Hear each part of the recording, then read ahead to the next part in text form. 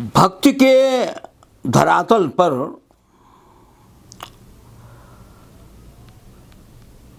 सूरदास जी के पदों का संकलन संपादन सूरदास जी के जीवन काल में ही शुरू हो गया था। उनके कुछ समय बाद के संग्रह मिल गए हैं, लेकिन जैसा कि मैंने कहा कि सूरदास जी जन्मांध थे, तो लिखने का तो प्रश्न ही नहीं है कि वे अपने पदों को लिखेंगे। यह तो एक बात संभव ही नहीं है, ये तो सोचने की भी बात नहीं है, कल्पना भी नहीं की जा सकती है। लेकिन सूरदास जी का गायन स्वरमय था, सुरीला था, और उनकी अभिव्यक्ति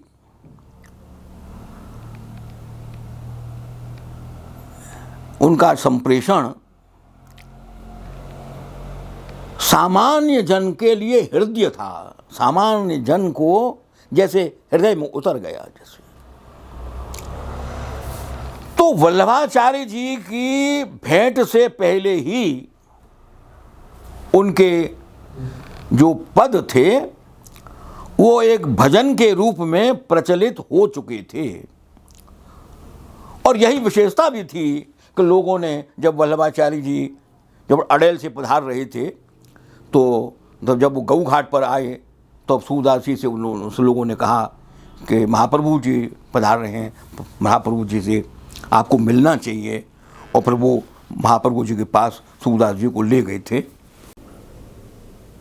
जब इसकी मैं व्याख्या करूंगा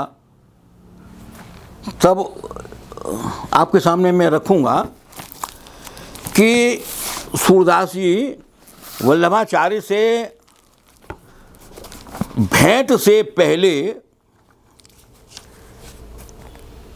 किस प्रकार के पदों की रचना करते थे। जैसे उदाहरण के लिए मैं रख रहा हूं, विस्तार तो बाद में करेंगे। कौन गति करे हो मेरी नाथ, हो तो कुटिल कुचील कुदर्शन रहित रहत विषय के साथ। अब अपने के लिए उन्होंने कुटिल कुचील कुदर्शन ये विशेषण अपने के लिए दे रहे हैं। वे कह रहे हैं कि जन्म दियो तासों बरसा बिसराजो, ऐसो नमक हरामी मौसम कौन कुटिल खल कामी।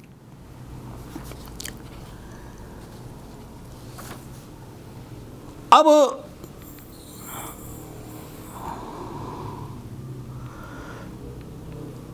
इन पदों को संपादकों ने विनय के पद से शीर्षक दिया है, विनय के पद के अध्याय में उन्होंने संकलित किया है, जिनमें उनका दास्य भाव भी है, अपने प्रति अपराध बोध भी है,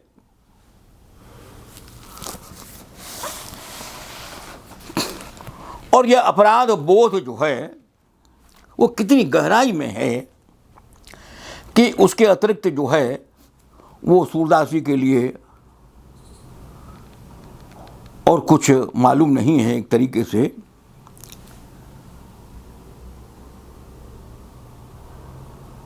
तो वहाँ गऊ घाट पर ये आगरा और मथुरा के बीच में है, ये लगभग बिल्कुल बीच में है गऊ घाट। फरे तहसील है, फरे तहसील से थोड़ा सा आगे चल करके आगरा की तरफ, वहीं पास में एक रौनकता गांव है। बहुत से लोगों ने ये भी लिखा है, सूरदास जी के संबंध में जो लिखने वाले समीक्षक हैं, कि सूरदास जी का जन्म रौनकता में हुआ।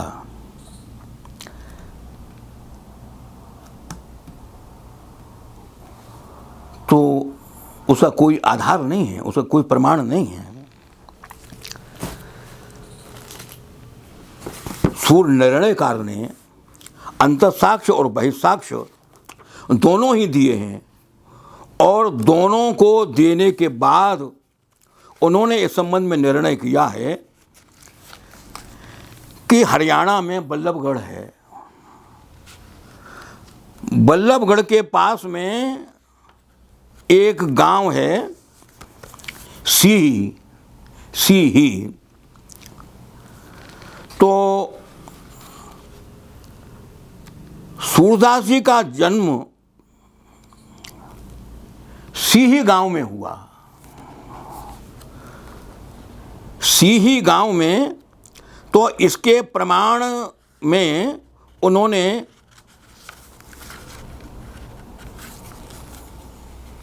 वार्ता साहित्य का प्रमाण दिया है। वार्ता साहित्य का प्रमाण दिया है। हरिराय जी के का जो शब्द है, हरिराय जी के शब्द को उद्धृत किया है।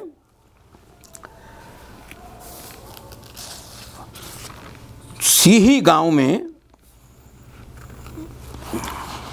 उनका जन्म हुआ। इसके संबंध में एक जो वचन उन्होंने दिया है, इन्होंने वो ध्यान से, कुछ लोगों ने मथुरा बता दिया है, लेकिन हरिराय जी का जो वाक्य है, गोकुलनाथ जी के पुत्र थे हरिराय जी। महाप्रभु वल्लभाचार्य के बेटे थे गोसाई विट्ठलनाथ जी, और गोसाई विट्ठलनाथ जी के पुत्र थे, वो तो 7 पुत्र थे, लेकिन गोकुलनाथ जी थे। गोकुलनाथ जी के बेटे थे हरिराय जी। उनका वचन है, दिल्ली के पास 4 कोस उरे में एक सीही ग्राम है, जहां परीक्षित के बेटा जन्मेजय ने सर्प यज्ञ कियो है। तो ये जो है अष्टसखान की वार्ता में ये उद्धृत है। तो यहाँ सीही ग्राम का उल्लेख जो है हरिराय जी कर रहे हैं। अब हरिराय जी इधर तो आए नहीं थे, या हरियाणा से उनका कोई ऐसा कोई संपर्क का, तो उन्होंने वो परंपरा से सुना, और परंपरा से सुनने के बाद उन्होंने अष्टसखान की वार्ता में ये उल्लेख कर दिया कि दिल्ली के पास 4 कोस उरे में, 4 कोस दिल्ली से 4 कोस पहले। अब 4 कोस का मतलब कुछ भी हो सकता है। मतलब यह है कि वैसे तो 1 कोस में 2 मील मानी जाती हैं, तो ये तो 8 मील के हिसाब से हुआ, लेकिन बल्लभगढ़ उससे कुछ और भी अधिक पहले है। तो इसमें थोड़ा सा वो कोस का है, तो अनुमान से तो कह रहे हैं, कोई उन्होंने नापा थोड़ी था उन्होंने, तो 4 कोस उरे। तो ये एक बड़ी प्रामाणिक बात है एक तरीके से ये। और ये हरियाणा जो साहित्य अकेडमी है, इसने एक वक्त जो है वो जो है बल्लभगढ़ में एक बड़ा फंक्शन भी किया था, जब ये सूरदास जी की पंचशती का जब ये सारे भारत में वो जब चल रहा था, आयोजन का क्रम चल रहा था, तो उस समय जो है वो किया था। और उसी के बाद में हरियाणा साहित्य अकेडमी ने जो अपने सबसे बड़े पुरस्कार का नाम रखा, वो सूर पुरस्कार रखा था। तो सूरदास जी जो है वो सीही ग्राम में जन्मे हैं, और ये भी इसमें उल्लेख है कि वो 6 साल तक ही जो है वो वहाँ रह पाए थे। 6 साल के बाद वो उन्होंने घर गांव छोड़ दिया। अब कहानी तो ये है कि उनके पिता निर्धन तो थे ही, उनके पिता ने एक चिथड़े में लपेट करके वो जो 2 ईंटों की संद में वो रुपया रख दिया था। उस समय में तो चांदी का ही रुपया हुआ करता था, तो वो उनके लिए बहुत बड़ी चीज़ थी। कोई तिजोरी फिजोरी तो उस ज़माने में हुआ नहीं थी, और गरीब के पास कहाँ से तिजोरी आवे। तो उन्होंने 2 ईंटों के संद में वो चिथड़े से बांध करके वो रुपया सरका दिया था। अब वो उसमें वो चिथड़ा जो है ना, उसमें घी तेल कुछ लगा हुआ होगा, कुछ चिकनाई होगी, तो उसने चूया ने किसी ने जो है उसको इधर किया, इधर से उधर हो गया। बाद में फिर घर में मिल भी गया था, लेकिन उसका दोष जो है वो बेचारे इस बालक पर 5-6 वर्ष के बालक पर पड़ा, और उन्होंने जो भी धुनाई करी, जो भी कुछ कहा सुना, उसकी तो हम कल्पना ही कर सकते हैं। वो सुनकर के वो बच्चा जो है वो उसने घर छोड़ दिया। उसने अब क्या रखना है, वो तो इतना वो उसको अभागा थभागा जाने जो जो भी कुछ है, ये इस प्रकार की ये कहानी हमने भी कर्ण परंपरा से सुनी है। इसका कोई प्रमाण कोई वैसा तो हमने नहीं देखा, लेकिन सुनी बात है, सुनी बहुत सी, सूरदास जी के सामने सुनी ऐसी बहुत सी बातें हैं। ऐसी बात अब विश्राम घाट पर, मथुरा में विश्राम घाट पर एक जो है वो एक बहुत छोटी सी छतरी है। अब इसका प्रमाण और कहीं नहीं मिला, लेकिन कर्ण परंपरा से, श्रुति परंपरा से जो है ये बात चली आ रही है कि सूरदास जी कुछ दिनों यहाँ भी रहे थे, उनमें नहीं था। सूरदास जी कहाँ रहे थे? अब ये परासौली में, अब उस ज़माने में तो देखिए झोंपड़ी बनाने में भी समय लगता है। जब महाप्रभु जी गए तो एक वहाँ परासौली में एक पेड़ था, तो महाप्रभु जी जो है वो कई दिनों तक उस पेड़ के नीचे ही जो है वो रहे, पेड़ के नीचे ही सोए, पेड़ के नीचे ही अपना डंडा डोली जो भी कुछ होगा अपना सामान उनमें रखा दिया। जब जो है वो जतिपुरा में वो जो मंदिर जब वो मिला है तब उन्होंने वो जगह छोड़ दी। तो सूरदास जी ने वो पेड़ जो है वो अपना बना लिया, वो जगह अभी तक मौजूद है, उसको सूरकुटी कहा जाता है उसके लिए। तो ऐसे स्थान जो है गऊ घाट पर तो बहुत विकास हो गया है, उसमें तो बल्कि सूर का कॉलेज भी बना दिया है, और सूरदास जी का स्मारक मंडल का वो सिद्धेश्वरा श्रीवास्तव थे, शुरुआत जो है उसकी साहित्य मंडल से हुई थी। तो ऐसा था कि भरतपुर में एक सम्मेलन हुआ था भरतपुर में। भरतपुर के महाराज जो थे तो उनका साहित्यिक मिजाज था, थोड़ा सा साहित्य के प्रेमी थे। एक साहित्य सम्मेलन का एक आयोजन किया। राजर्षि पुरुषोत्तम दास टंडन जो है वो उसमें चले गए। देखिए धर्म संस्कृति के क्षेत्र में जो काम महामना मदन मोहन मालवीय जी ने किया था ना उस जमाने में, सच्चाई तो यह है भाई साहब कि ये जो स्वतंत्रता का जो आंदोलन हुआ ना, ये केवल राजनीतिक नहीं था, ये तो एक तरीके से लोक चेतना का ही आंदोलन था।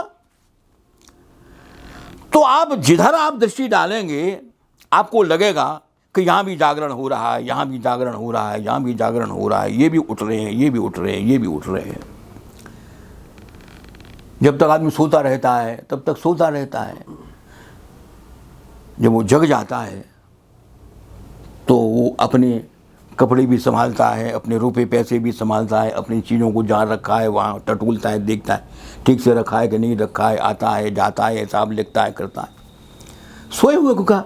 तो ऐसे ही जब लोग सो जाता है तो वो भूल जाता है, अपना अस्तित्व ही भूल जाता है, अपने भ्रमित हो जाता है, अपने इधर उधर, तेने कही सोई ठीक है, तेने कही सोई ठीक है। लेकिन जब उसको अपना बोध होता है तब पर वो भाषा को भी देखता है, साहित्य को भी देखता है, संस्कृति को भी देखता है, इतिहास को भी देखता है, राज्य को भी देखता है, अर्थशास्त्र को भी देखता है, पर जग गया वो। तो लोक चेतना का जागरण स्वतंत्रता आंदोलन में हो चुका था, उसका परिणाम था श्री कृष्ण जन्म स्थान तो महामना मदन मोहन मालवीय जी आए, ये सांस्कृतिक जागरण था। और राजर्षि पुरुषोत्तम दास टंडन वही काम कर रहे थे भाषा और साहित्य के क्षेत्र में। तो जब वो भरतपुर पहुंचे तो उनका ध्यान चला गया कि ब्रज में कौन कौन कवि हैं, और सबसे बड़ा कवि जो है सूरदास है। और भरतपुर के उस अधिवेशन में राजर्षि टंडन ने जो है ये बात कही कि सूरदास का तो काव्य का संग्रह ही नहीं हो पाया अभी तक, कौन करेगा इसके लिए। देखिए संग्रह तो न हुआ हो सो बात नहीं है। देखिए सूरदास जी के पदों का संग्रह तो उस समय से हो रहा था जब से सूरदास जी पद गायन कर रहे थे। वो खुद नहीं लिखते थे तो क्या, दूसरे लोग जो लिखिया लोग थे वो तो उनके साथ थे, उनके हर एक पद को ग्रहण कर रहे थे, उनके हर एक पद को लिख रहे थे। और उनके कुछ समय के बाद के तो संग्रह भी मिलने शुरू हो गए। नागरी प्रचारणी सभा ने एक आंदोलन चलाया भाई साहब, वो भी अद्भुत आंदोलन है। हस्तलिखित ग्रंथों की खोज और उनकी बड़ी बड़ी इतने इतने बड़े वॉल्यूम हैं, माने ये समझ लीजिए आप यहाँ से यहाँ तक भर जाएगा पूरा। हस्तलिखित ग्रंथों की खोज का विवरण मेरे पास वो नागरिक प्रचारणी सभा की एक पत्रिका है, उसका एक मैं नमूना आपको दिखा सकता हूँ कि किस प्रकार से वो श्याम सुंदर दास के संपादन में वो नागरिक प्रचारणी का वो है, वो मेरे पास बल्कि उसके 2 अंक हैं। तो उसमें हस्तलिखित ग्रंथों का खोज विवरण है। अब वो बड़े बड़े मोटे मोटे ग्रंथों की जिल्दों में जो है वो आया, तो सूर सागर और कीर्तन सागर, नित्योत्सव और वर्षोत्सव, इनकी जो प्रतियां थीं, इनके जो हस्तलिखित ग्रंथ थे, हस्तलिखित प्रतियां थीं, वो गुजरात तक, हिंदी बेल्ट, ये राजस्थान और ये तारा हिंदी बेल्ट में तो थे ही, माने गुजरात तक वो कीर्तनों के संग्रह, महाराष्ट्र में बंबई तक, जहां जहां वल्लभ संप्रदाय किसी न किसी रूप में पहुंचा, वहां वहां वो जो कीर्तन संग्रह मिले और उन खोजों का विवरण जो है नागरिक प्रचारणी सभा ने उन जिल्दों में प्रकाशित किया है कि यहाँ यहाँ। लेकिन वो जो पद जो हैं, ये बड़े ध्यान में रखने वाली बात है ना, गौर करने लायक बातें हैं। जब कोई काव्य रचना जन के चित्त में उतर जाती है तो वो जन के चित्त की रचना बन जाती है। उसे तुम्हारे संपादन से क्या लेना देना है कि तुम्हारे शुद्ध रूप से और तुम्हारी पाठांतर से या तुम्हारे पाठालोचन से, पाठ विज्ञान से उसका क्या लेना देना है, तुम्हारी बात तुम जानो। उसने अपने अनुकूल उस पद को बना लिया, माने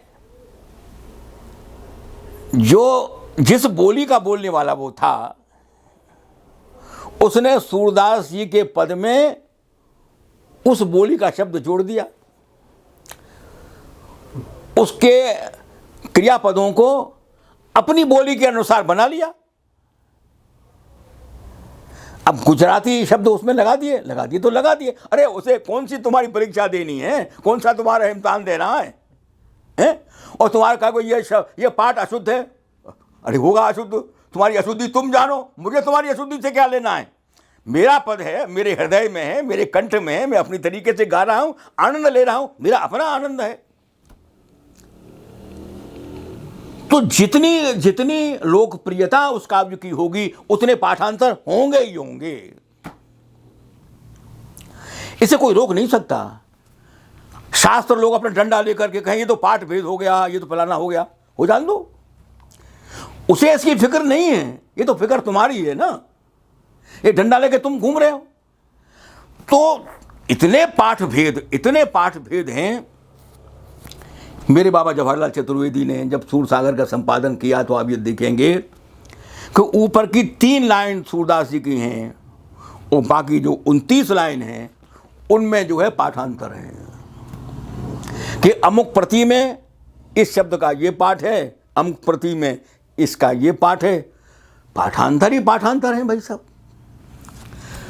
तो वो इसका मतलब क्या है? इसका मतलब है कि सूर काव्य का विभिन्न बोलियों में, विभिन्न भाषाओं में और जन के हृदय में पहुंचना और उसका बदल जाना, उसको अपना बना लेना।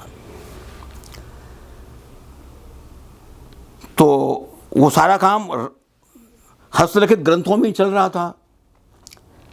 एक राग कल्पद्रुम नाम से, शायद नवल किशोर नाम है उस प्रकाशन का, जो राग कल्पद्रुम जिसने प्रकाशित किया, तो उन्हीं हस्तलिखित के ग्रंथों में से कुछ जो है वो उन्होंने उसमें वो प्रकाशित कर दिया। उनको रामचंद्र शुक्ल ने भी देखा, श्याम सुंदर दास ने भी देखा, दीनदयाल गुप्त ने भी देखा, माता प्रसाद गुप्त ने भी देखा, ब्रजेश्वर वर्मा ने भी देखा, धीरेन्द्र वर्मा ने भी देखा, राजर्षि टंडन ने वहाँ कहा भाई कि देखो सूरसागर तो साहित्य की दृष्टि से आना चाहिए, ये भक्ताचार्यों की दृष्टि से, भक्त दृष्टि से ये जो हस्तलिखित ग्रंथों में या मंदिर की कीर्तन प्रणाली में ये चल रहा है उसका अपना महत्व है, साहित्य की दृष्टि से जो उसका महत्व है, साहित्यिक दृष्टि से उसका संपादन होना चाहिए। तो राजा जो थे, राजा ने कहा कि मैं ये इसका व्यय जो है वो वहन करूँगा, मैं उसका।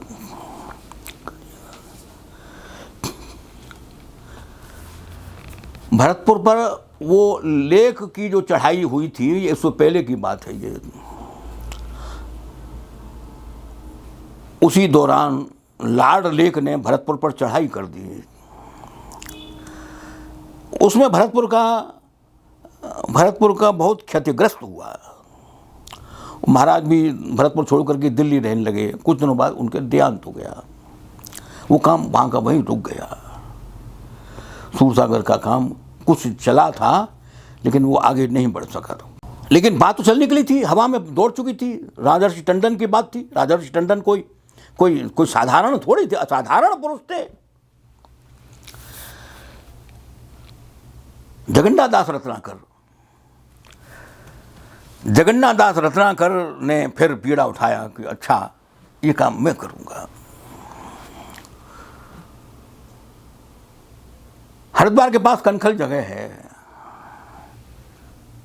वहां थे आचार्य पद्म सिंह शर्मा। कमलेश ही नहीं, पद्म सिंह शर्मा कमलेश तो कुरुक्षेत्र यूनिवर्सिटी के प्रोफेसर थे। लोग उसको जोड़ देते हैं, अलग अलग, ये दोनों व्यक्तित्व अलग अलग हैं। आचार्य पद्म सिंह शर्मा वो पुराने जमाने के, पुरानी पीढ़ी के समर्पित व्यक्ति। कमलेश जी की मैं बहुत श्रद्धा करता हूँ वो, लेकिन वो पीढ़ी का अंतराल है, पीढ़ी अंतराल है। उनका सहयोग उनको मिला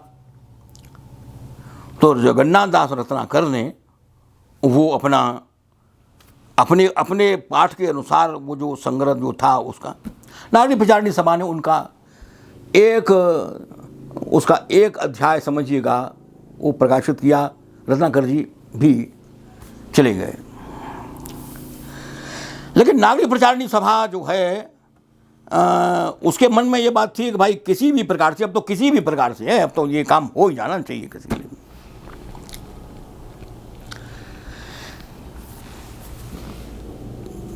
मुझे मेरे बाबा जवाहरलाल चतुर्वेदी मुझे बताया करते थे, मैं वो बात अब आपके सामने कर रहा हूँ। हालांकि पूजदार बंधन ग्रंथ में उन्होंने इस पर विस्तार से लिखा है और एक बिब्लियोग्राफी उन्होंने लिखी थी, सूर अध्ययन सामग्री। उसका नाम ही है सूर अध्ययन सामग्री, बिब्लियोग्राफी है। सूरदास जी पर कहाँ कौन सी किताब छपी है, कहाँ कौन सा लेख छपा है और हस्तलिखित प्रतियाँ कहाँ कहाँ हैं, किस किस जगह पर है, इसका पूरा विवरण है। और उसकी भूमिका डॉक्टर राजभूषण अग्रवाल ने लिखी थी।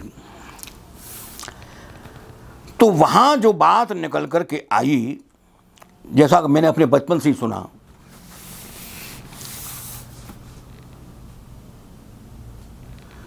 सूरसागर नाम तो है, वो तो ठीक है, क्योंकि वो इनको गोसाई बैठलनाथ जी ने सूरदास जी को और परमानंद दास जी को सागर कहा था, सागर शब्द कहा था। तो सागर शब्द उनसे जुड़ गया, सूरदास जी तब सूरसागर हो गया। सूरसागर जैसे मैथिली शरण गुप्त को राष्ट्रकवि की बात महात्मा गांधी ने कह दी थी ना, राष्ट्रकवि उनके साथ जुड़ गया, तो ऐसे सूर के साथ सागर जुड़ गया। तो सूरसागर के जो हस्तलिखित प्रतियां हैं वो सैकड़ों की संख्या में हैं।